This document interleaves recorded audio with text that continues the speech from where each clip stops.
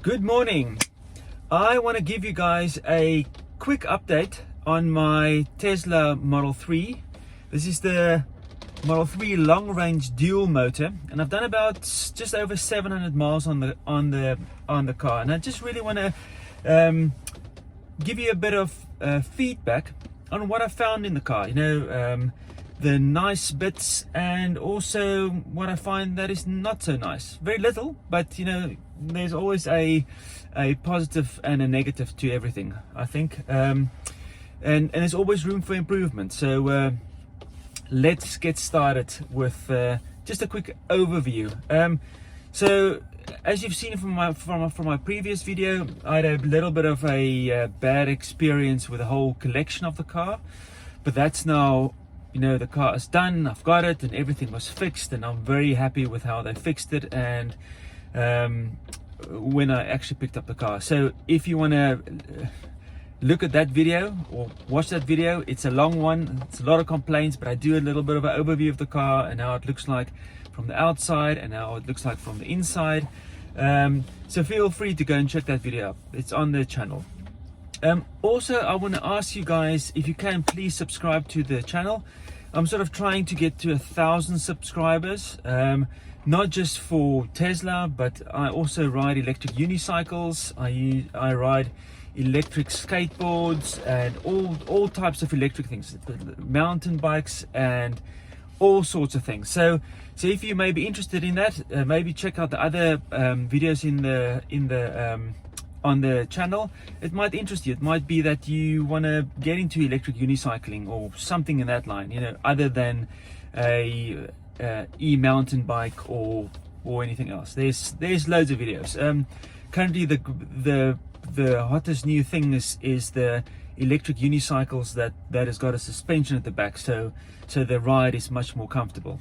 So go and check that videos up. So please subscribe. Even if you never watch one of my videos, it'd be much appreciated, so I can get to that 1,000 subscribers. It's my little lockdown challenge. So let's start with the car. So I've had the car now for pretty much, about a month and a half now. Yeah, a month and a half. Done 700 miles. Earlier in the week, I think, Friday, I did a longish trip on the car. It was raining. Here in the UK, the weather is really bad at the moment. I think it's the storm Alex that is coming past, and it's just raining. It's just basically falling out of the sky all the time. So on Friday, I went from the Reading area all the way to Purfield. So that's sort of M4, M25 around to the other side, and that was about, I think the journey there was just under 100 miles one way, and then I had to do a few stops there, so it's sort of like it was 100 miles there and then almost 100 miles back. So there was easily 200 miles, and it was raining and it was cold as well.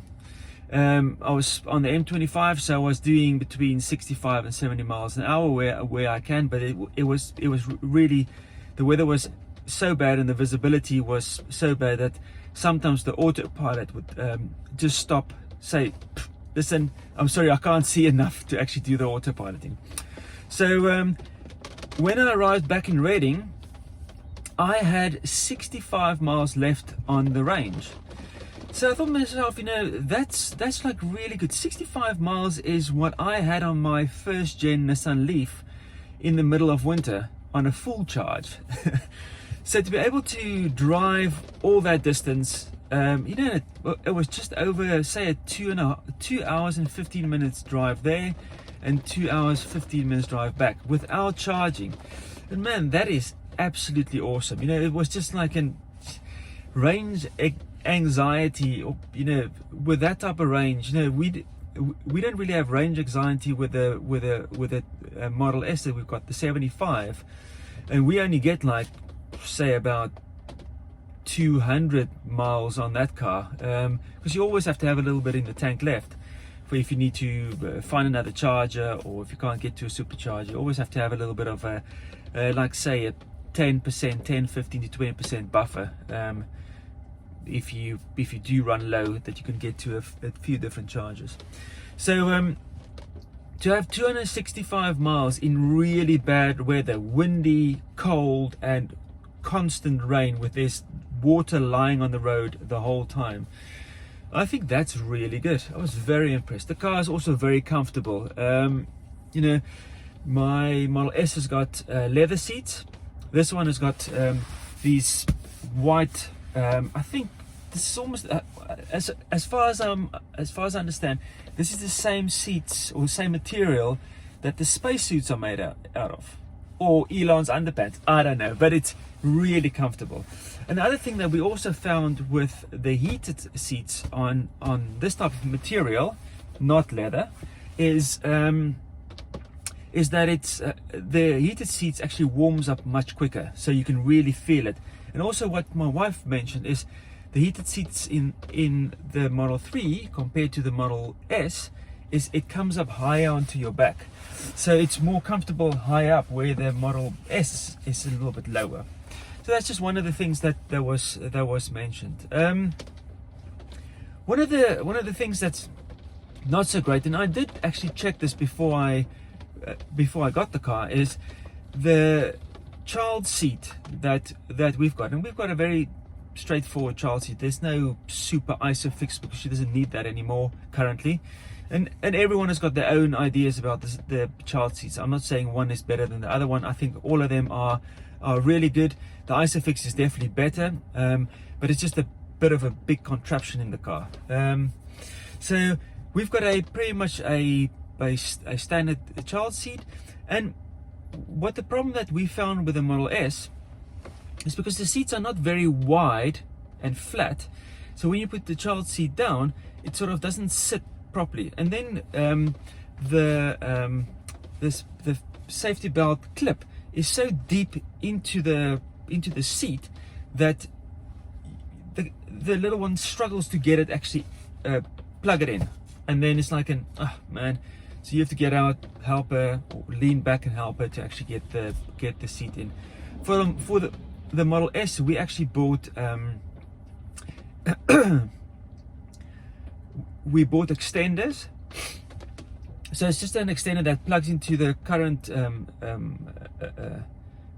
safety belt clip, and then it extends the belt, so it comes up higher on the one side of the child seat, and that works perfect. So I managed to get that from one of the other Tesla owners, and we've got two, and it just works perfect. So it just creates that length.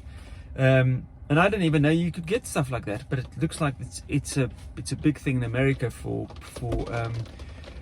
people that can't reach over to the one side. They clip it into the socket, and then it extends the buckle. So I'm actually thinking of getting that for this car as well, just maybe one. But sooner or later she's going to just be in the booster seat, then it's going to be also much easier. But yeah, it's very close, and it's bizarre. They can just make it a little bit wider, or make the buckle or the clip to come out of the seat. So let me show you. So there's the standard Graco car seat, and it's all the way pushed to the one side, and then that's the place where you have to put the buckle in, or the clip in. And the thing is, this thing doesn't come out. If it extended a little bit out to there, it will be much easier. Now it might be, but I don't think it can come out. I don't know. So what she's been doing is been using the middle one, because the middle one can actually fold out, and you can actually extend it a little bit. So if they can change that to extend, then that will make such a big difference. Yeah, it's just very difficult to get the belt around here and then all the way down there, and then to press that in. So yeah, that's the safety belt system at the rear. If they can fix that, that would be really nice, because I don't really want to use an extender. The extender is good, but yeah, it's less stuff in the car and less that can be plugged in wrong. I'm happy with that. On the positive side again, so you know, it's a really nice shaped car. You know, I really enjoy the look of the car. It's from the outside, it's really lovely. From the inside, it's very minimalistic, and I really enjoy that. You know, even down to the changing your airflow onto yourself, where you use that via the screen. You know, a lot of people say to me like, oh, you know, but I like a button for that. I'm saying, so how many times do you actually change your venting system if you find the position that you really enjoy? And if they think about that, they go like, well, never. And I'm like, yeah, so it's not a big deal if you don't have a button. I'll rather have no buttons and be able to set it via the screen, and then it's job done. Because you don't use that much. Now, I usually set it on my Model S, because the Model S has still got the sliders. I set it, and that's where it stays. The same for my wife. She turns it to the one side, so it hits the side window, and then that's where it stays. So this, to be able to have it this nice and clean and sleek, it really makes a big difference. So let me show you how that works, so you can see. So that's the gap all along the front of the car. You can see it goes all the way along the front of the car. So in there, that's where you really adjust your airflow. And then if you go to your aircon button, then that's where you change the flow. So if you press your finger down there, it then changes the flow. How cool is that? A little bit more in your face, a bit to the side. Amazing. So this one has got the on, dog mode, and camp mode. So for camp mode, it keeps the heating on, so if you want to sleep in the car. Dog mode is if you want to leave your pets in the car and quickly go into the shops to get something. And then here on the side, this is also two things that they can maybe make a little bit more clearer. You know, the tabs, you know, this one is very faint compared to that one. So, you know, the contrast might be a little bit higher, so you can distinguish between the two. But there's the heated seats, front and rear. And then there's your whole aircon or climate control system. I leave it on auto, really, because it does what it says. You set it to 21 or 20 most of the times, and then it's job done. Don't really need anything more. Okay, so that's the climate control, and I really like the rest of the car's minimalistic look. You know, to open your doors, you have a little button on the top, and then the door pops out. And that's also sort of a small little thing, but it's really convenient, and it really feels nice. I sort of really like it. There's also a override handle, so you can pull up the lever if you want to get out the car with a lever, or if the button doesn't work for some reason. But to have that little pop out button, it's really nice. It's sort of like a combination of what the Model S has and the Model X, because the Model X as well, I think you press the button and the door pops open. So that's, for me, really nice.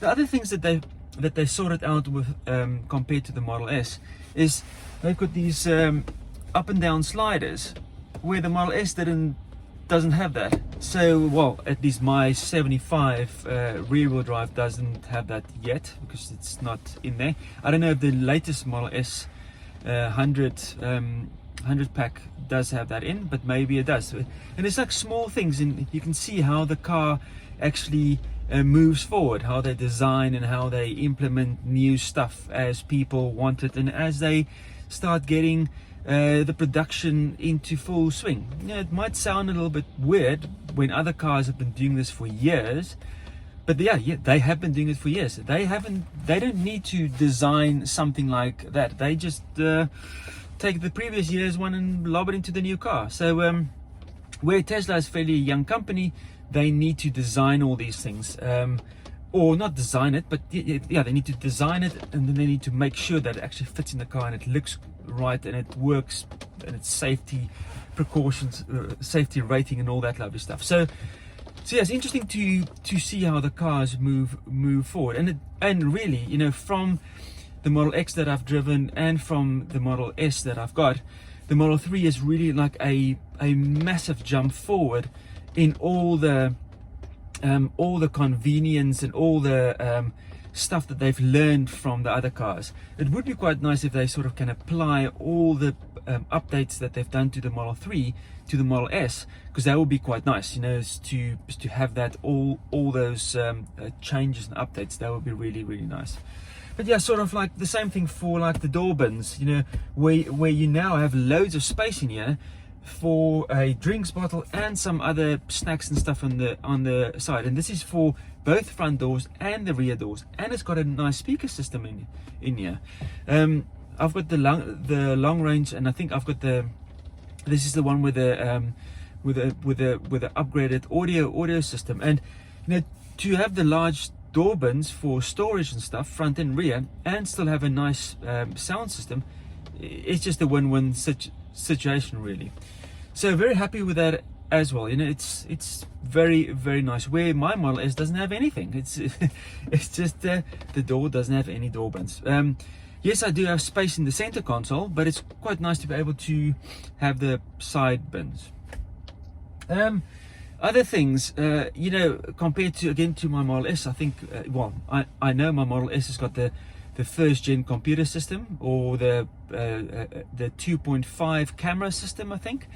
But it's got the first gen, the MCU1. I think it's the MCU1 version, and it's really nice. But you can really feel the massive difference between this car speed in the computer compared to my car. You know, if you press the button to use the voice recognition software, it's like instant. And if you ask for a song, it plays it. It's like, whoa, this is like really brilliant. There's nothing wrong with the Model S, but you know, we've grown up with it, or got used to it, so we know how it works. But yeah, just the improvements of the speed of the computer, and that's how you can expect from what is it, like 4 years of change. But I also found out that I'm able to upgrade my computer on the Model S, so I can get all the karaoke and all that lovely stuff, and the what do you call it, the Sentry mode, and the dash cam features and stuff, if I upgrade my computer on my Model S. And the thing is, this is sort of the thing that is really great about these cars. So they give you an option to upgrade your car or the computer system, because it's like built like an iPad. Everything is driven via software. So you replace your computer, so it's the latest computer board, I assume. And then, because the screen and the cameras and all the stuff around the car is straightforward, this just allows you to then run the latest software, and then the car is like a brand new car. But you haven't changed anything about the car. You didn't upgrade the engine. It's still fast, you know.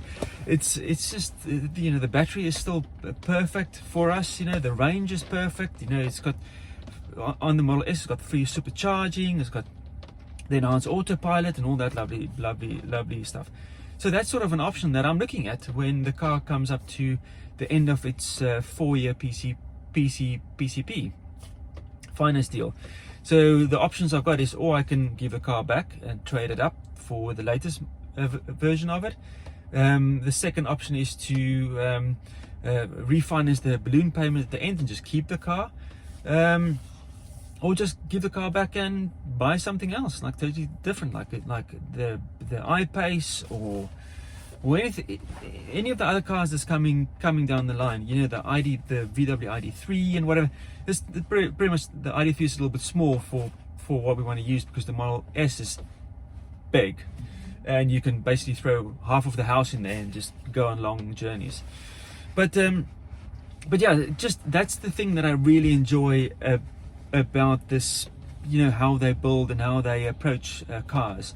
Is it's a modular design, and you can just replace the parts and the car still stays exactly the same. So really enjoy that. But getting back to the Model 3, you know, the other reason why I really enjoyed this car, you know, and you know, if you buy, for me personally, if I look at an electric car or EV car at the moment, currently I want something that I can go to drive to Germany or wherever in Europe without really a lot of hassle.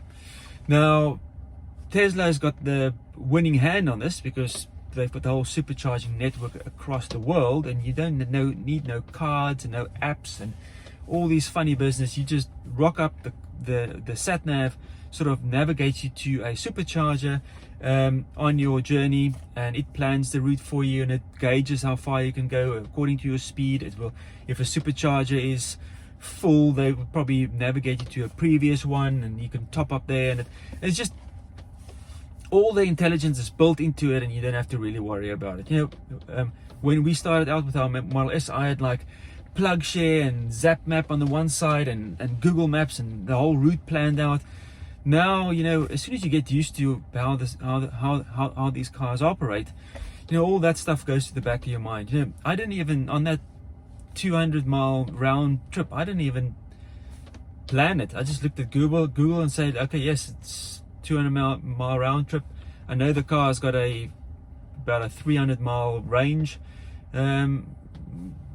Yeah, job done. And even if I run out of steam, I just go to a supercharge and 15-minute fill up and then on my way. So it makes this whole experience of traveling in a car so much easier. And that's where Tesla's got the upper hand, you know. Excuse me. Even if you look at the Taycan or the Audi, the any of the other brands, you know, yes, the infrastructure in the UK is really good. The Nissan Leaf, the Renault Zoe, all those things, you know, it's the infrastructure is really good. But the thing is, I found that traveling with my Nissan Leaf, when you don't have a solid bit of range, where do I charge?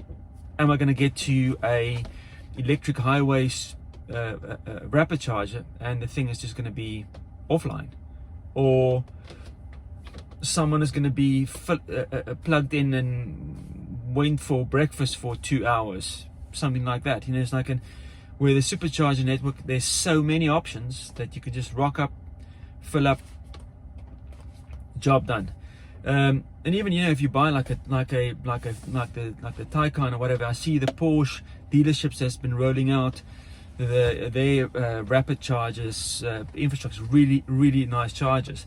But they still need to sort of deploy this more, so that the guys buying these cars, you know, get a good experience. Because I think the Taycan is like a lot of money, you know, compared to a Tesla. Yeah, but it gives people options, and that's what I really enjoy. You know, if Porsche comes out with something nice, if they can just get that price down to compete with like the Tesla, Tesla will have to step up to the plate and actually start doing better, or lower the price, and, you know, get more people on board, because that's the fight. The more people buying these cars, the more choice we're going to start getting, and the better it's going to be. So that's like really nice. And BMW, they need to really step up to the plate and really get their full EVs out. I know the iX3 is running, production is running, so they are getting the cars out.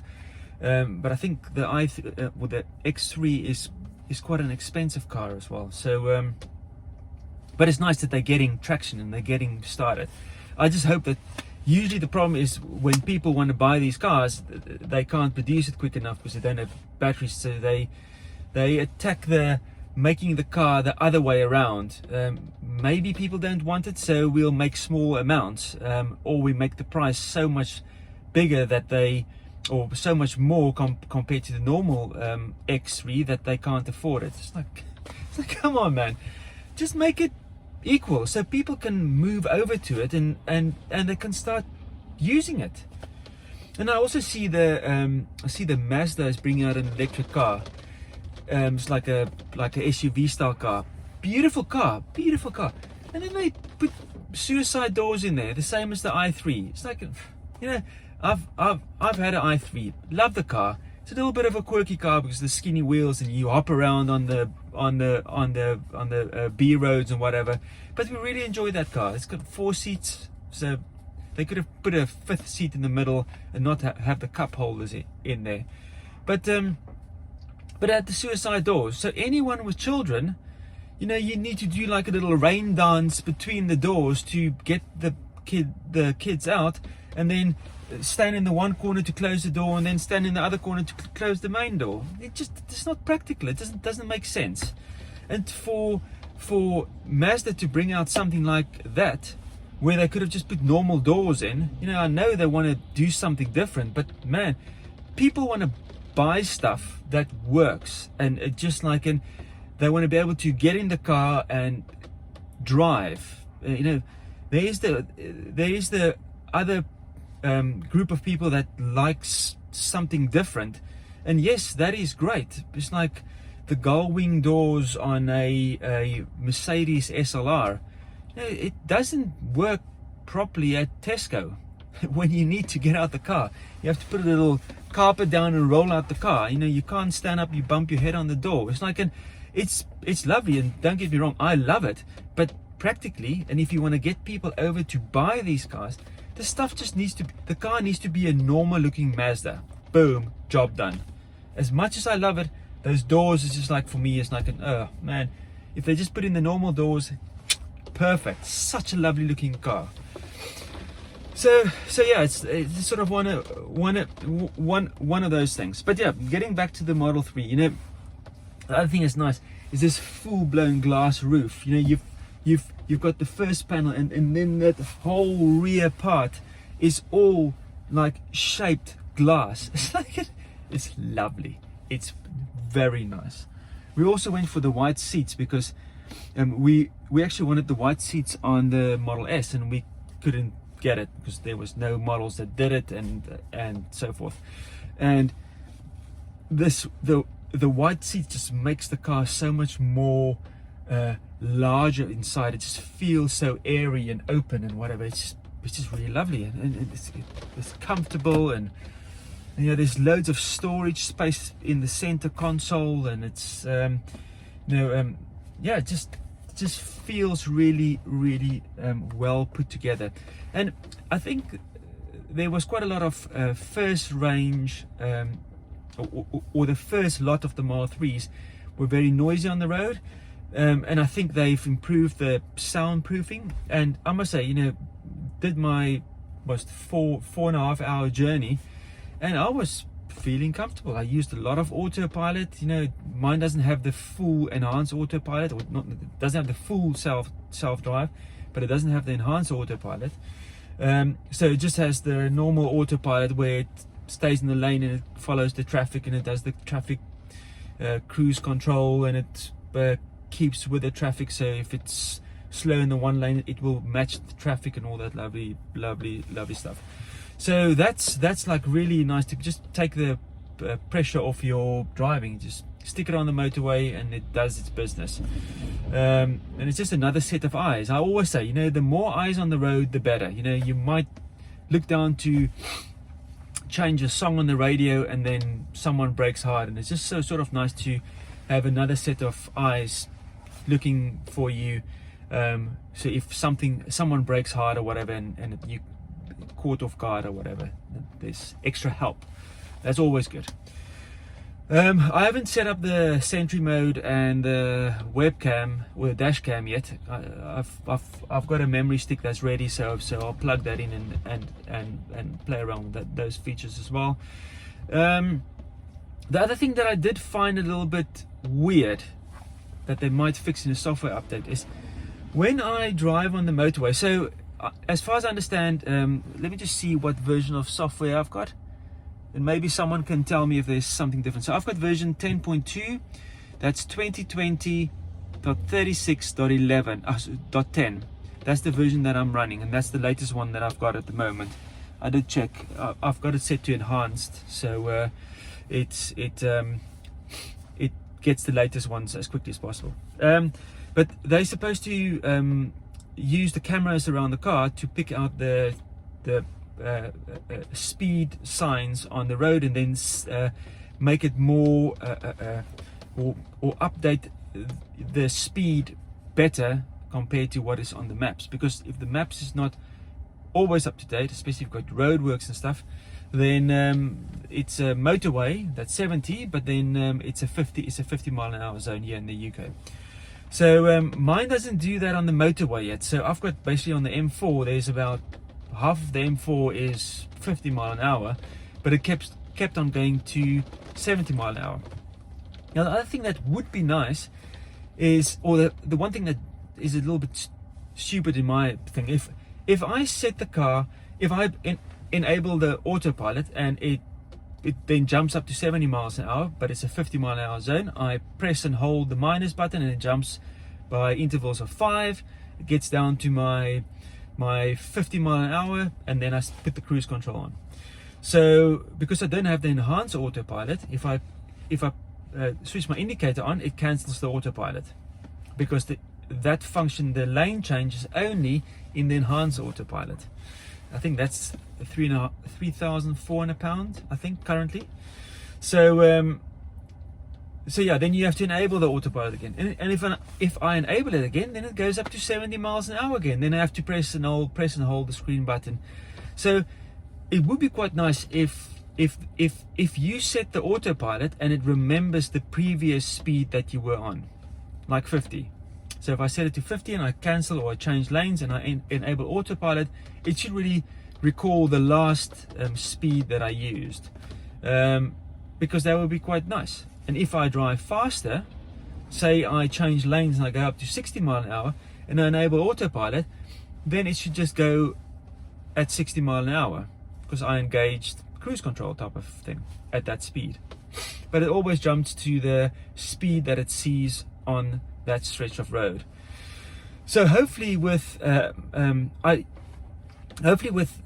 enabling the cameras to see the signboards, it might be that gets sorted out. But then I don't know if it's going to do this on the motorways.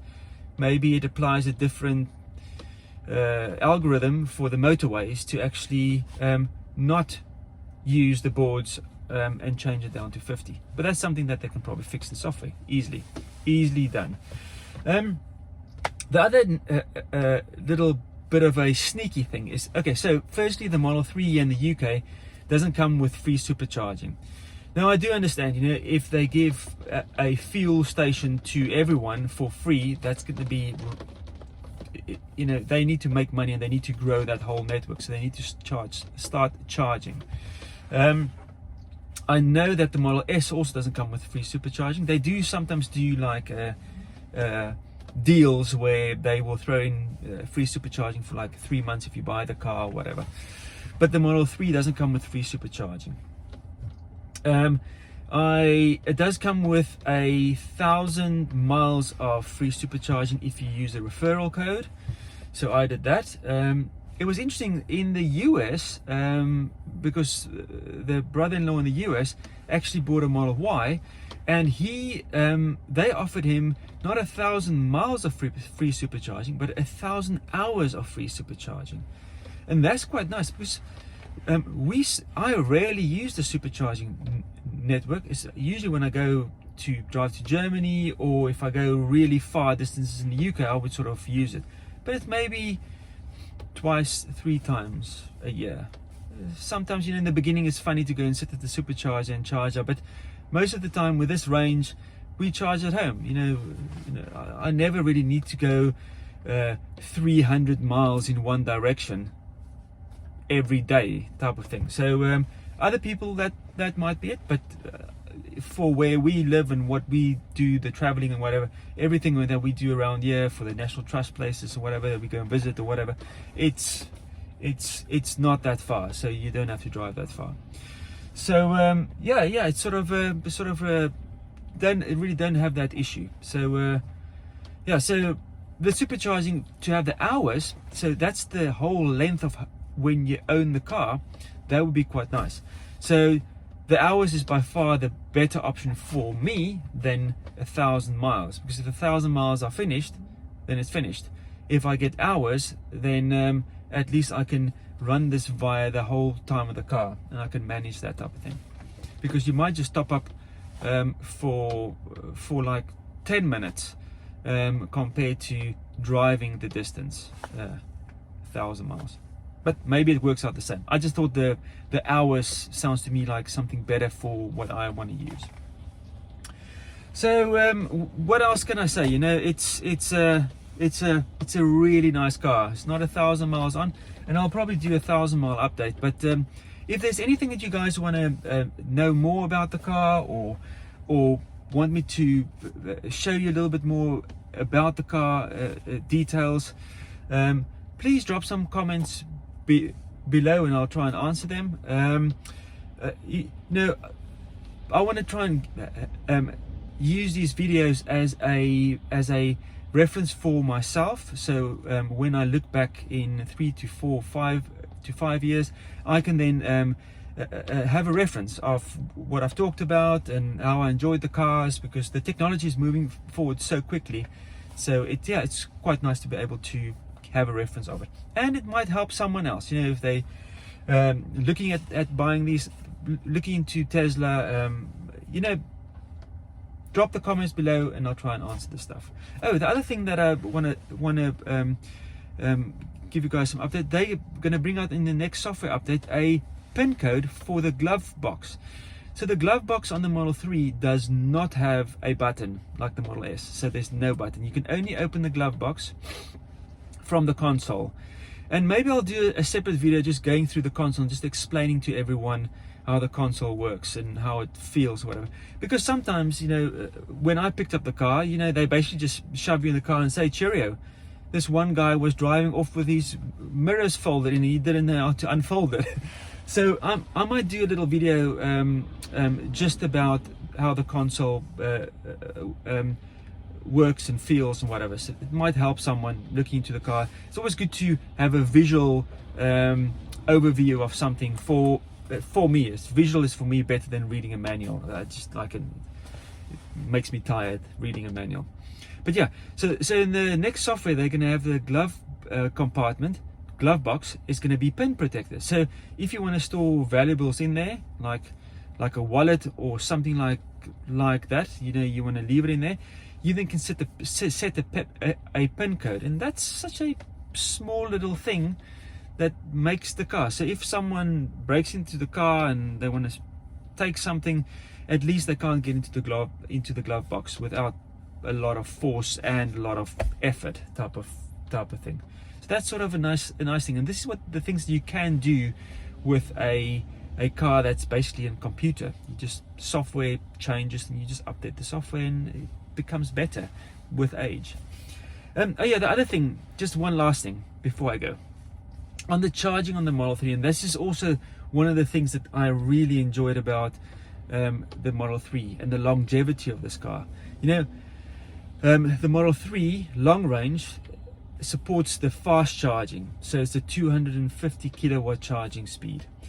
And man, you know, all the chargers that they're still rolling out in the UK is 50 kilowatt. You know, I was having a conversation with someone on Twitter the other day, like I think it was the Harvester or one of the pubs was saying, oh yeah, we just launched a new rapid charger at our pub slash restaurant, and it's 50 kilowatts. So I said to the guy, you know, 50 kilowatt is quite low. And he said, well, we want the guys to come in and have a meal. I'm like, well, I never have sit down with my family and have half an hour of a pub lunch, because that's the maximum time that you really need to spend at a rapid charger. Because the rapid charger should be there for someone to come in, grab a cup of coffee, that's it, fill up 15-20 minutes, half an hour max, and get on your way. If you want to attract people to the pub to stay there for longer, install fast chargers, the 7 kilowatt chargers, and make that free. You know, that will attract a lot of people to come in there, fill up their car, spend an hour to 2 hours with their family. It tops up the car, job done. Not a rapid charger that someone is going to block for 2 hours while he's having lunch with his family. So for me, that's sort of it. So getting back to the thing is, I want the guys to start rolling out 150 kilowatt chargers. All of it needs to be replaced, because, and then also the cars need to be able to charge at a minimum of like 75 kilowatt. So you can you can limit the people being at the chargers and get the people on the way. So it will create, again, more people will go like, 15 minutes for a top up.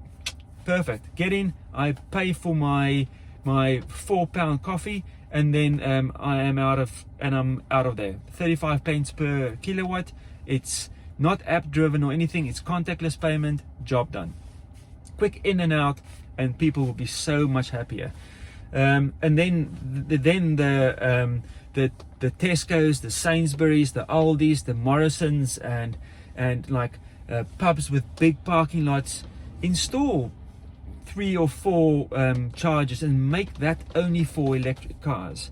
So you attract people to actually go there and spend a bit of time there and then fill up and charge. But yeah, rapid chargers need to be places where it's easy accessible. There's loads of parking that can't be blocked by someone.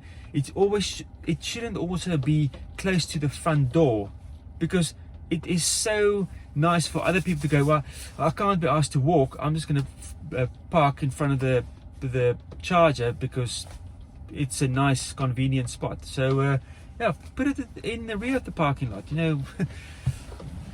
I don't mind walking a little bit more, but at least I know that the parking spot will not be blocked, or there's less chance of it being blocked. But yeah, that's sort of the thing that I like about the Model 3. You got that buffer, that even if the whole UK upgrades to 250 kilowatt chargers in the next 5 years, that's very rarely going to happen. The car's longevity is still going to be current. It's, and that's the nice thing. You've got massive amounts of range, you've got high charging speeds, and you've got like a computer system that allows you to just get in the car and drive like a normal fossil car or a petrol car. Works a treat. So yeah, so that's it. So long video again. I'm very sorry. I hope you guys enjoyed it, and please subscribe, and if there's any questions, drop it down in the comments below, and then I will try and break it down into a smaller video chunks and do less stuff all at once. But yeah, hope you guys enjoyed it. Have a lovely day, and I'll speak to you soon. Cheers.